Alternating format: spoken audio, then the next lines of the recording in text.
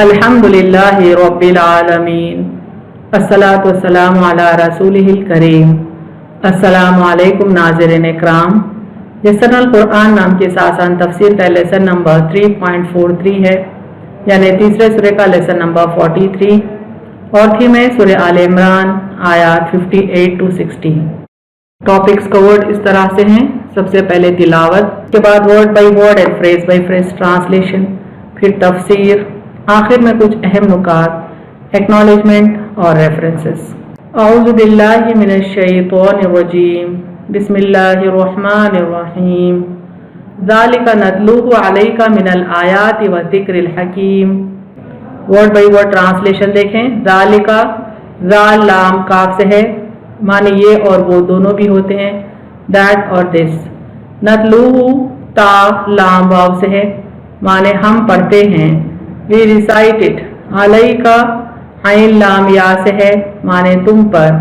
Unto you, मिन meme नून से है, माने से, ऑफ। अल आयाती, अलिफ या अलिफ से है, माने आयतें। दिवोसेस व जिक्री, जाल काफ रॉ से है, माने और नसीहत। एंड द रिमाइंडर और द मैसेज।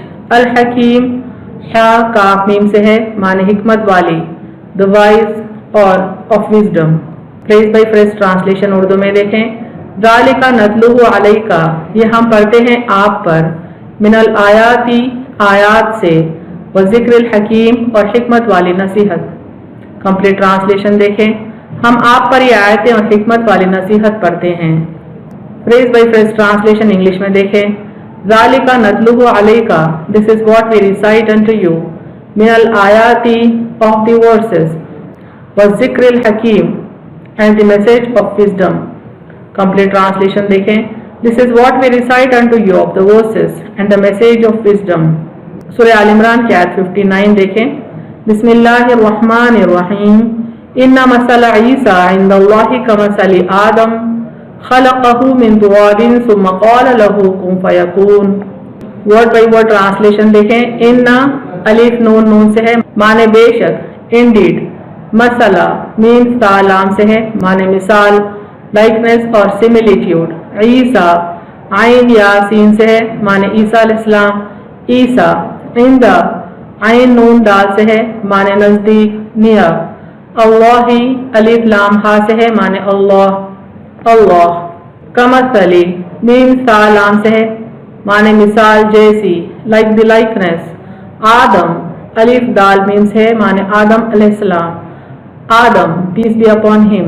खलक़हु, खा लाम काफ से है, माने उसको पैदा किया। He created him. मिन मीम नून से है, माने से, फ्रॉम। तुराबिन, ता वाबा से है, माने मिट्टी, डस्ट। सुम्मा, सा मीम मीम से है, माने फिर। देन, क़ाला, क़ाफ वाउ लाम से है, माने कहा। He said.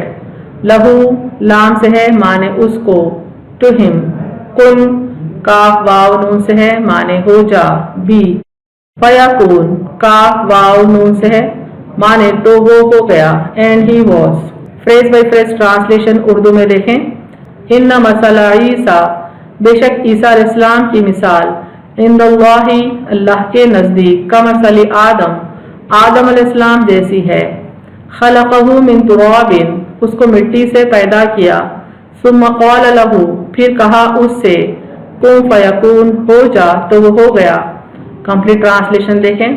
बेशक ईसा अलैहिस्सलाम की मिसाल अल्लाह के नज़दीक आदम अलैहिस्सलाम जैसी है। उसको मिट्टी से पैदा किया, फिर कहा उससे हो जा तो वो हो गया।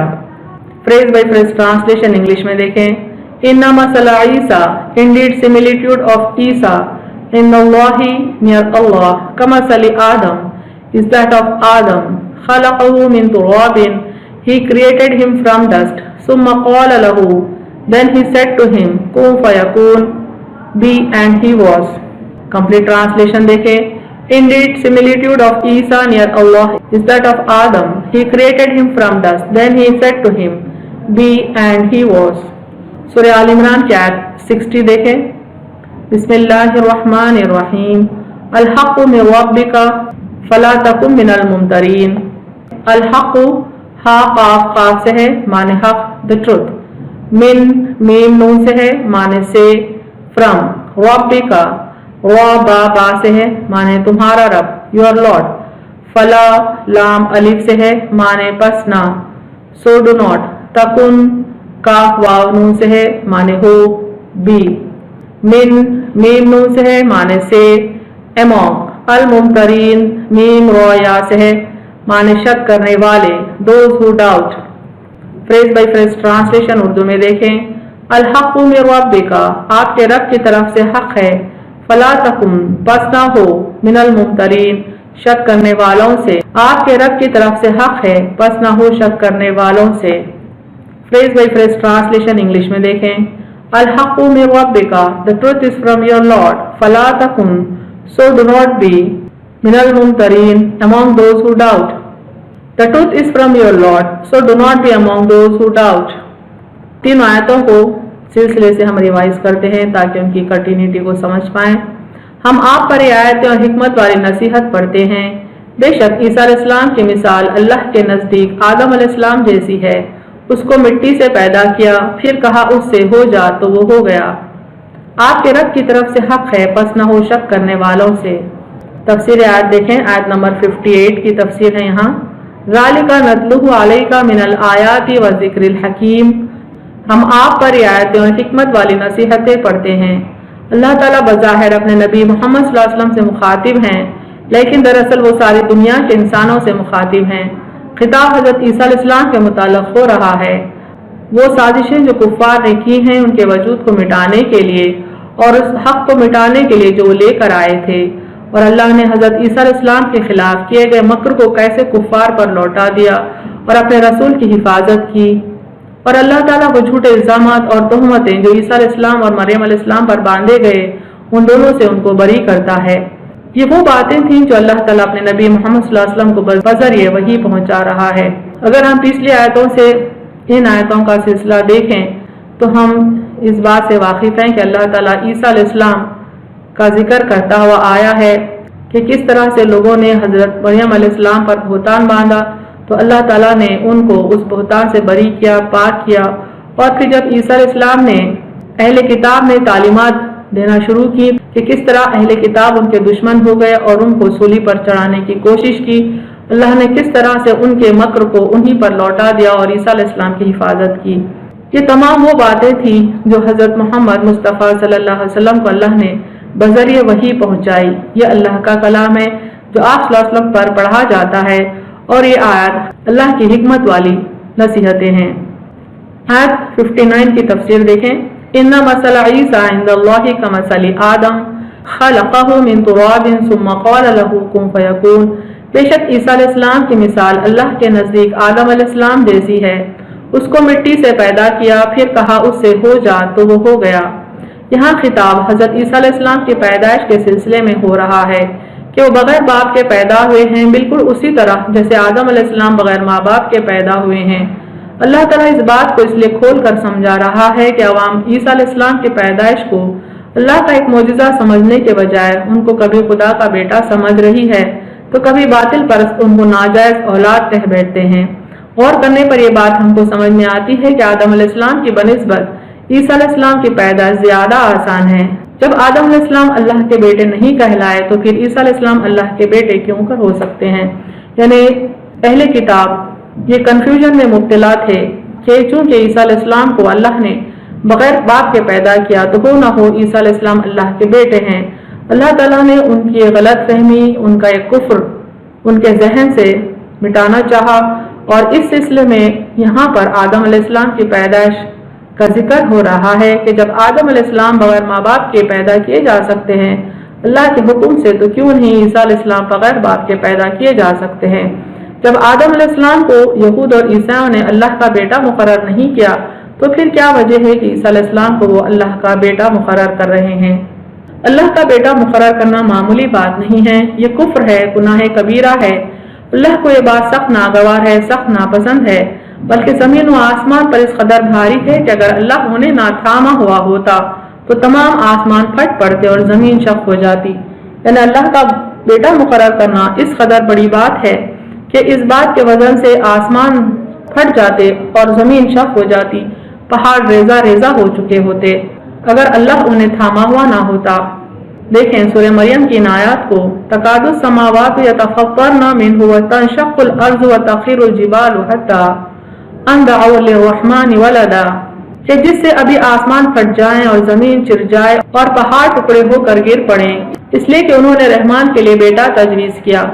وما ينبغي للرحمن ان يتخذ ولدا، اور رحمان کی شان نہیں کہ کسی کو بیٹا بنائے، یعنی اللہ کی ذات تمام غلط باتوں سے بری اور بلند ہے جو لوگ اس کے بارے میں کہتے ہیں۔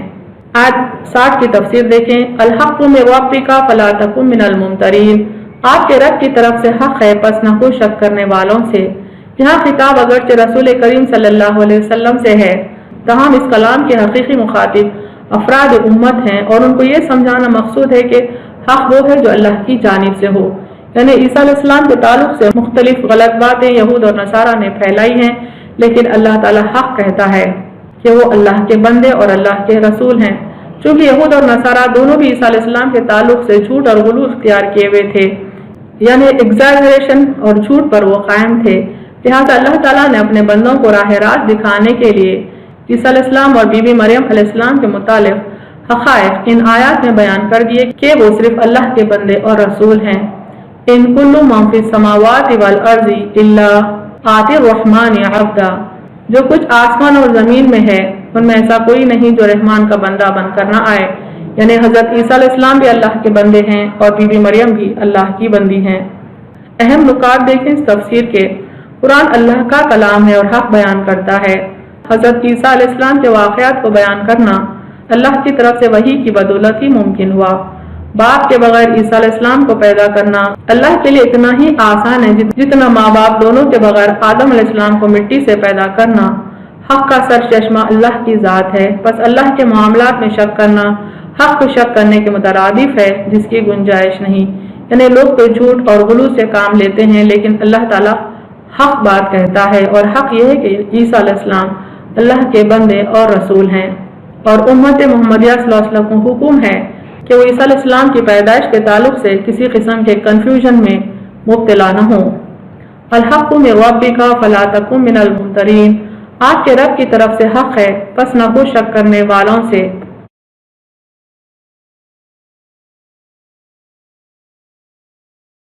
وآخر دعوانا ان الحمد للہ رب العالمین۔